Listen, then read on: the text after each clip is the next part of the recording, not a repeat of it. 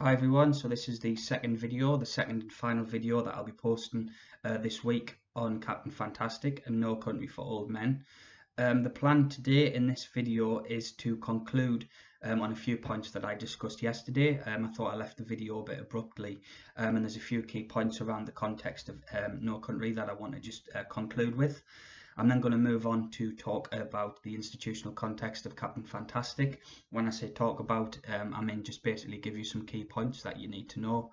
And then finally just bring together some points on spectatorship theory that I feel are essential, and I'll try and relate them to some of the lesson tasks that you've completed over the last couple of weeks. On that note, what I've decided is that these two videos that I've posted are going to be the main kind of structure of the lessons for this week.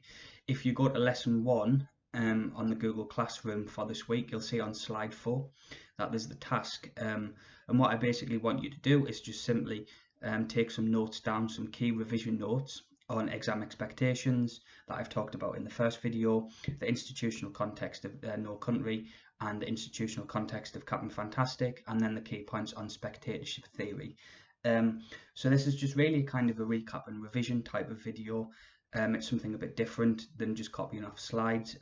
As I did in the previous video, I'll add in some intertitles, some text, some pictures, so you know what is on screen is important.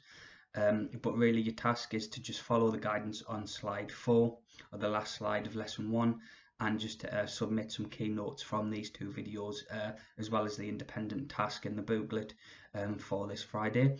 Any questions, please just get in touch via email. And as I said yesterday, in the last lesson, if this continues to work and is productive, I'll make some more videos going forward, etc, etc. So to start the video, I just want to conclude with what I talked about yesterday in relation to No Country for Old Men, and then push on into Captain Fantastic. Okay, so yesterday I ended the video by talking about audience expectations in relation to the production and institutional context of No Country for Old Men, and I said that although this is our mainstream film, it is marketed and distributed by a company that is a sort of off-branch studio to Paramount that specialises in attracting independent audiences. So the reason why I wanted to kind of come back and talk about that and just summarise is to talk about audience expectations. So what we need to take into account, folks, is that this is a film that is aimed at both mainstream and independent audiences. I mentioned the Coen brothers and how they have a sort of cult following, but also how they attract mainstream audiences as well. And when we relate this to spectatorship theory and we think about, you know, how our audience is going to react, this is really important. So, you know, yes, this film might shock people when they see Anton killing the police officer in the first few minutes, but also those that are accustomed to Coen brothers films will know that violence, if you refer back to those auteur lessons, is really a kind of staple ingredient, if you like, of the Coen brothers auteur style. So what we really need to get to understanding here, folks, is that No Country for Old Men is a film that offers both active and passive spectatorship in many different ways, and particularly that it's both a mainstream and independent film. It offers different positions.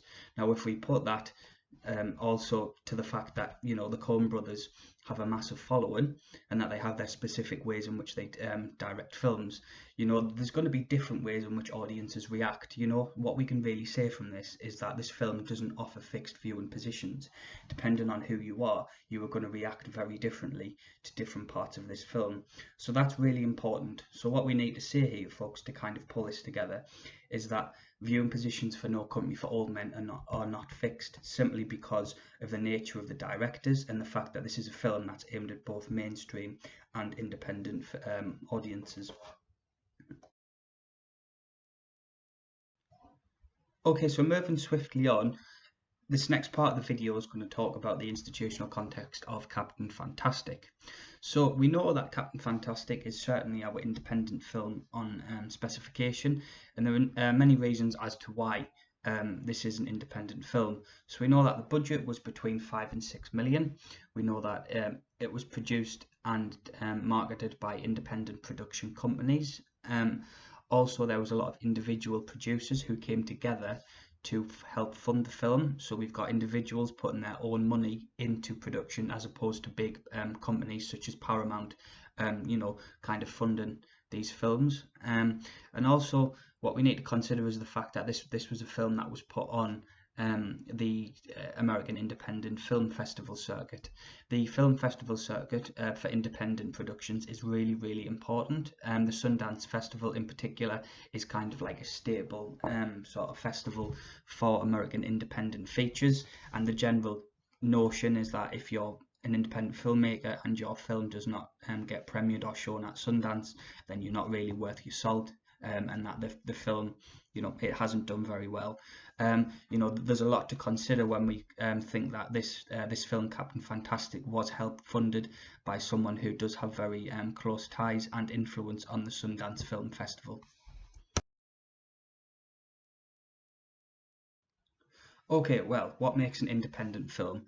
Well, what we need to consider is what would we see in an independent film. And the first thing is location shooting.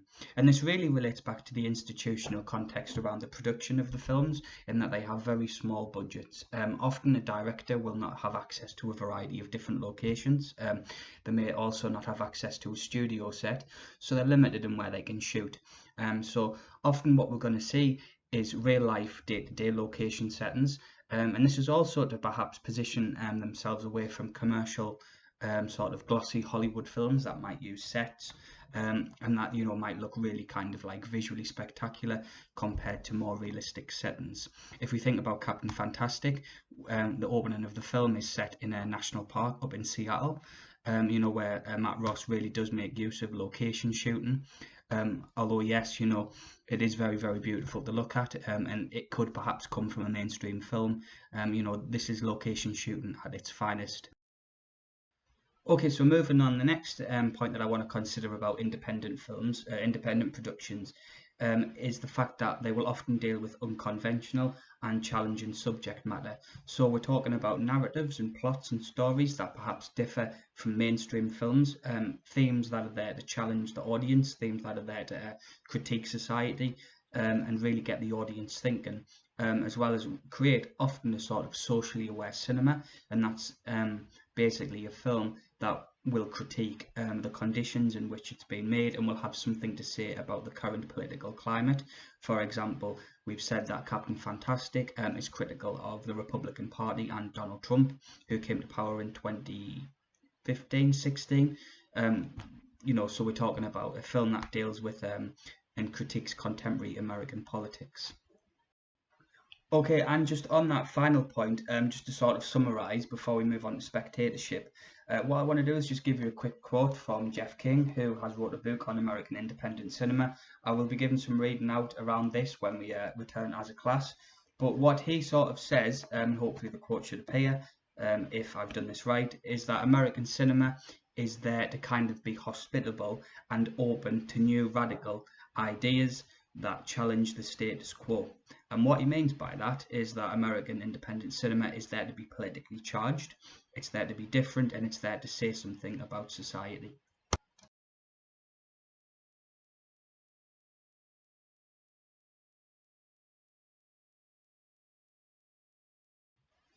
Okay, so the final part of the video, and perhaps the most important, is basically just a little brief discussion around spectatorship theory.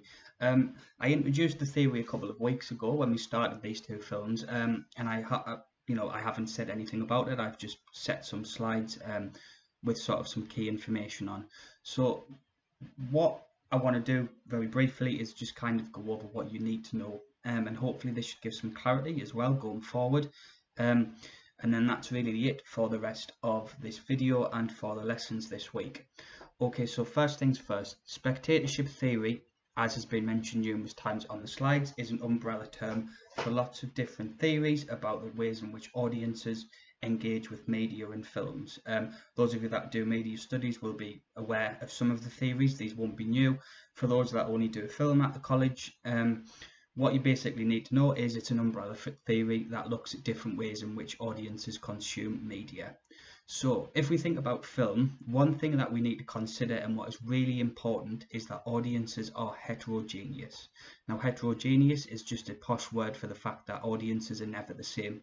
Although you might have a similar reaction to a film, a jump scare, or if something really horrendous happened in the film and we agree that it was, it was wrong, audiences are going to react differently to different sequences, so audiences are never the same. Okay, and a context point around this. Audiences will react differently because of their different social and cultural expectations. At the start of the video, I briefly mentioned how a fan of the Coen Brothers might react differently to someone who's never seen a Coen Brothers film before when they watched a sequence with Anton in or another part of the film. But social and cultural issues around an audience are what is going to influence their viewing.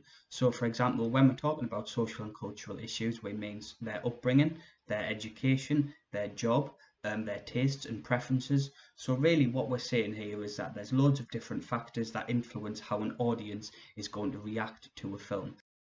So to bring this all together and to summarise spectatorship theory and the video, what we really need to know is that audiences are split into active and passive spectators. We know from the lesson slides that active spectators are there to critique, they're there to engage, challenge, and they're there to form their own opinions about a film based on their social, cultural, and motives for watching a film. So active audiences are people like yourselves, film students, film critics, often independent audiences who are going to watch something that they're going to be challenged, where they want to be challenged, and really anyone who doesn't want to sit back, kick back, and watch something for entertainment. So active audiences are there to challenge, interpret, engage, and take up viewer positions. That's really, really important. Passive audiences, on the other hand, and this is something that perhaps people didn't really get from the tasks that have been set, are there for entertainment purposes. They're there to sit and eat popcorn and to forget about the problems that they have while they engage in something. When we think of hypodermic needle theory, we consider passive audiences as audiences who will just accept what they're being told. They will not critique, they will not take up positions.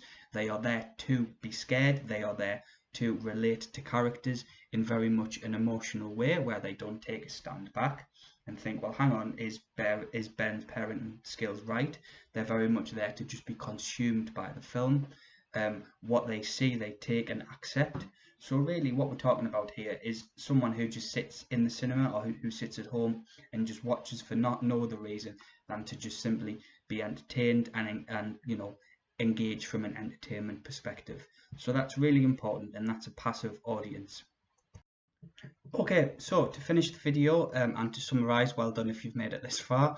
What I want to do is just briefly and swiftly talk about the task that I've set for lesson 1 and reiterate its importance. So the task is to revisit the funeral sequence. You'll have looked at this when we looked at the camera look, around the different looks of the camera for spectatorship theory. The reason why we're revisiting it is because it's an excellent way to bring together that binary opposite theory.